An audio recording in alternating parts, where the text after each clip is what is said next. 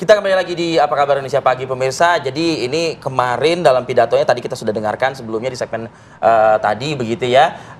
Masalah sumpah, lalu juga kebocoran, kemiskinan, korupsi. Nah ada juga yang disampaikan oleh Presiden Republik Indonesia Prabowo Subianto terkait dengan mencanangkan swasembada pangan di tengah kondisi global yang tidak menentu nih Ayah.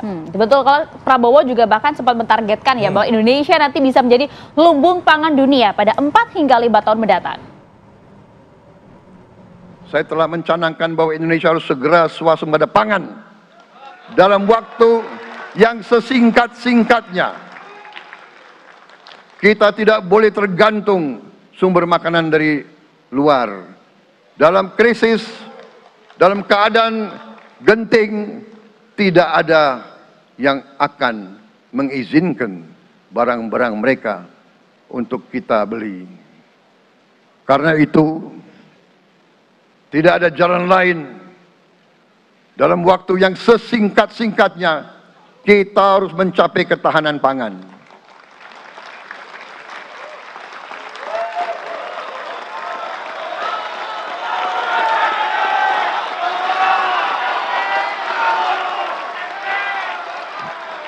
Kita harus mampu memproduksi dan memenuhi kebutuhan pangan seluruh rakyat Indonesia. Saya sudah mempelajari bersama pakar-pakar yang membantu saya. Saya yakin paling lambat 4-5 tahun kita akan swasembada pangan. Bahkan kita siap menjadi lumbung pangan dunia.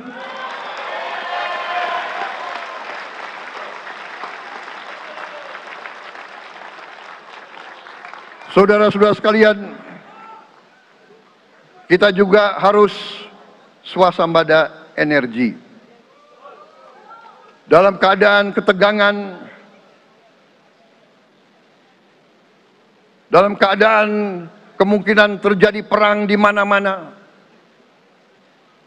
kita harus siap dengan kemungkinan yang paling jelek. Negara-negara lain harus memikirkan kepentingan mereka sendiri. Kalau terjadi hal yang tidak kita inginkan, sulit akan kita dapat sumber energi dari negara lain. Karena itu, kita harus swasembada energi dan kita mampu untuk swasembada energi. Kita diberi karunia oleh Tuhan Maha Besar. Tanaman-tanaman yang membuat kita bisa tidak tergantung bangsa lain. Tanaman-tanaman seperti kelapa sawit bisa menghasilkan solar dan bensin. Kita juga punya tanaman-tanaman lain seperti singkong, tebu, sagu, jagung, dan lain-lain. Kita juga punya energi bawah tanah, geotermal yang cukup. Kita punya batu bara yang sangat banyak. Kita punya energi dari air yang sangat besar. Saudara-saudara sekalian, pemerintah yang saya pimpin nanti akan fokus untuk mencapai swasembada energi.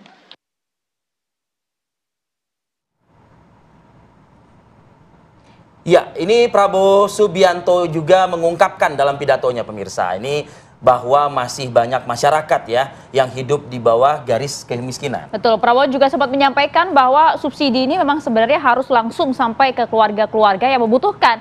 Dan sesuai dengan visi misinya, Prabowo memastikan anak-anak Indonesia harus makan makanan bergizi minimal 1 kali dalam sehari. Takut untuk melihat realita ini. Kita masih melihat sebagian saudara-saudara kita yang belum menikmati hasil kemerdekaan. Terlalu banyak saudara-saudara kita yang berada di bawah garis kemiskinan. Terlalu banyak anak-anak kita yang berangkat sekolah tidak makan pagi. Terlalu banyak anak-anak kita yang tidak punya pakaian untuk berangkat sekolah. Saudara-saudara sekalian. Saudara-saudara sekalian.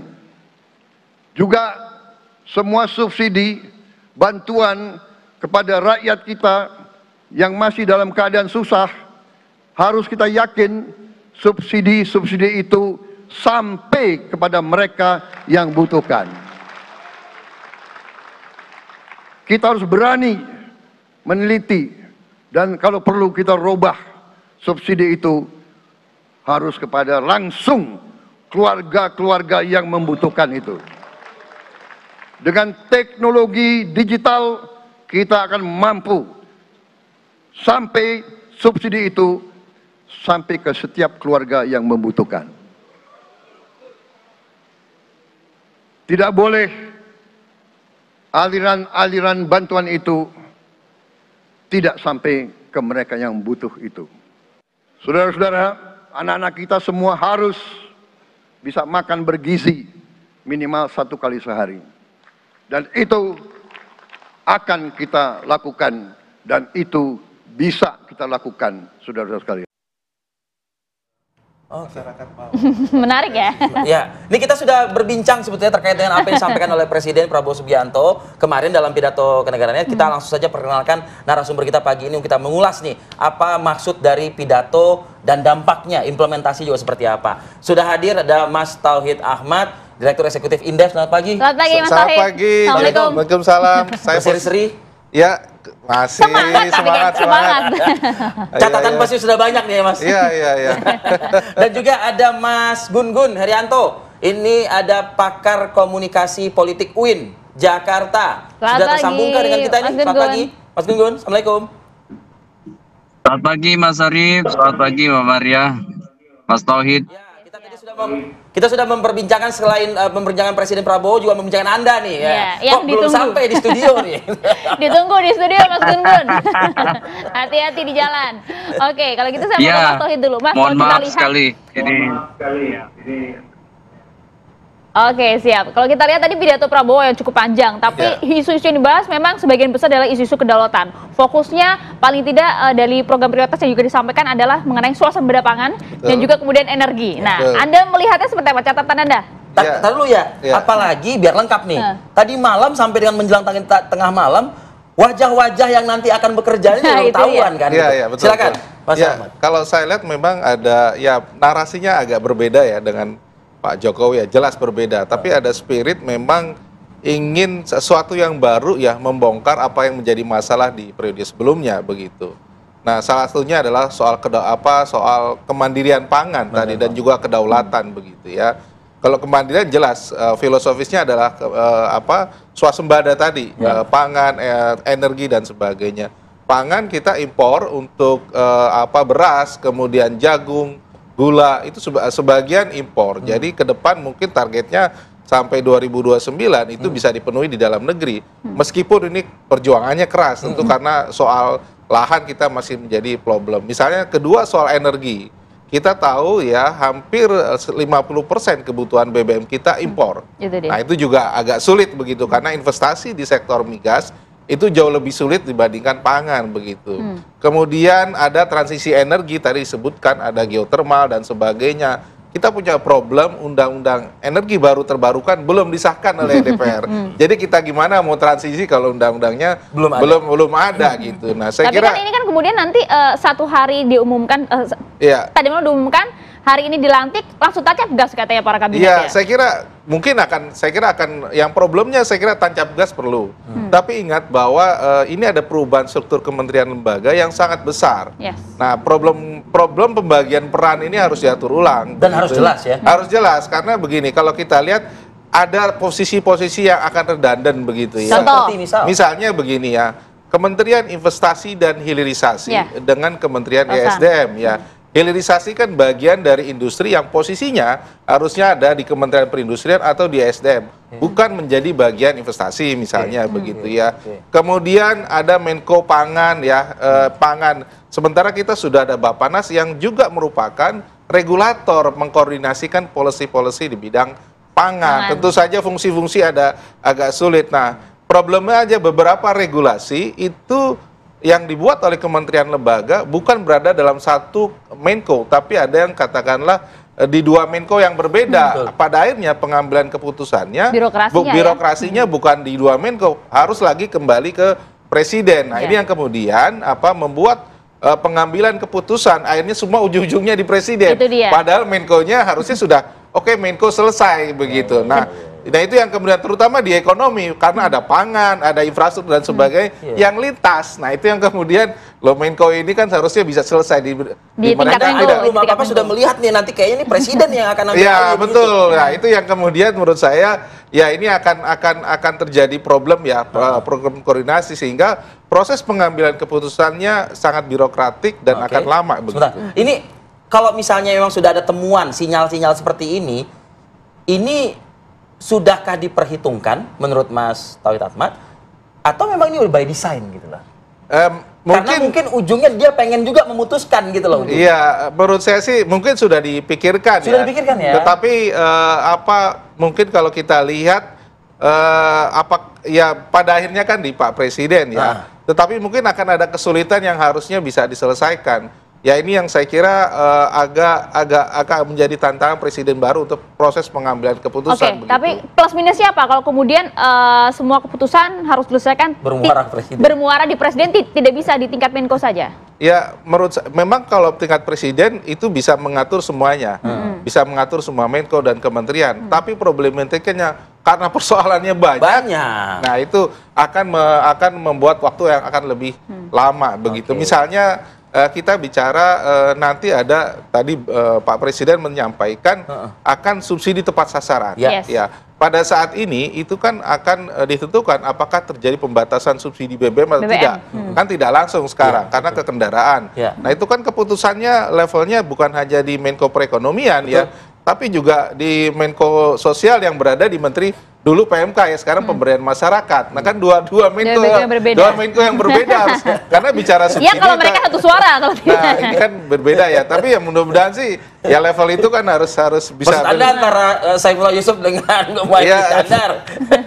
Ya kurang lebih ya ini kan yang garis koordinasinya begitu ya. Ini contoh juga saya kira beberapa isu yang kemudian termasuk misalnya di isu kemiskinan ya di Pak Saifullah untuk pemberantasan untuk subsidinya, subsidi bantuan sosial dan sebagainya, tapi juga bagaimana di Menko Perekonomian kaitannya untuk isu UMKM-nya kan sama-sama untuk mengatasi kemiskinan begitu. Nah ini fungsi koordinasi yang saya kira dengan struktur yang gemuk ya resikonya akan seperti ini begitu. Kalau saya kembali ke awal dari analisa Anda di awal tadi ya Mas Tauhid Ahmad, ini narasinya beda nih. Beda. Narasinya beda nih gitu ya. Nah, bagaimana mewujudkan narasi yang beda itu dengan 16 wajah lama atau mungkin keberlanjutan ini gitu loh. Bagaimana tuh mengimplementasikannya gitu? Pertama, narasi yang dibangun bahwa kita ini kaya sumber daya alam. Pangan, energi dan sebagainya. Itu yang pertama. Yang kedua, beliau memandatkan ada perubahan mindset untuk tata kelola. Bagaimana bisa mengurangi ya korupsi atau memberantas korupsi kolusi karena kebocoran baik dan itu diakui ya di pemerintah pusat maupun di daerah begitu ya. Nah, problemnya adalah dengan narasi bahwa ini keberlanjutan dengan sebagian besar wajah lama. Kami khawatir dengan struktur yang gemuk ini berat gitu langkahnya, inovasi atau gagasannya akan juga yang lama begitu.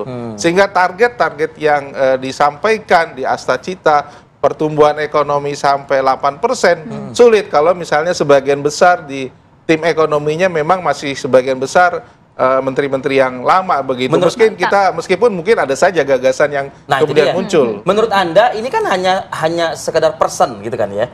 Iya kan artinya kan ini kan person misalnya Menko Perekonomian, terus investasi, SDM dan lain sebagainya itu kan person. Tapi kalau misalnya semangat atau mungkin platformnya, patternnya memang dibuatnya ya berbeda dengan sebelumnya, ya tentu person ini kan akan menjalankan pattern tersebut atau pola tersebut pasti kan? Ya, idealnya seperti itu. Idealnya adalah ekosistem atau tata kelola dan sebagainya. Tapi lagi-lagi kebanyakan keberhasilan itu juga ditentukan oleh aktor. Nah itu yang kemudian banyak teori mengatakan tergantung siapa yang memimpin. Misalnya begini, kita tahu, misalnya kita tahu bahwa Bu Sri Mulyani kan terpilih kembali. Beliau sangat prudent, piawai dan sebagainya, begitu ya. Beliau sangat hati-hati terhadap katakanlah pengelolaan keuangan, Tata kelola termasuk keuangan. untuk ekspansi fiskal yang dia akan batasi maksimum 2,5% atau 2 sampai 2,7% 2,7 lah. GDP. Sementara ini sekarang pemerintah lagi butuh dana yang sangat besar, ya lagi BU. Nggak mungkin itu kita mau ekspansi, apalagi struktur organisasinya sekarang kementerian lembaga sangat besar begitu kan, butuh dana yang sangat besar. 111 ya Nah itu kan orangnya. dikunci di ujung begitu ya. Nah ini gimana kita mau gerak gitu ya cepat kalau di ujungnya juga profilingnya akan Termasuk sama. juga apakah kemudian Anda menyoroti banyaknya atau gemuknya kabinet merah putih ini, ada 117-an Boleh ya. kita ulas Iya, lagi ya. iya. Kemudian itu apakah kemudian juga selaras dengan tujuan dari Prabowo Subianto ingin mengurangi beban biaya negara? Nah, dijawabin nanti ya Bang ya. Usai jeda, saat lagi tetap bersama kami di Apa Kabar Indonesia Pagi.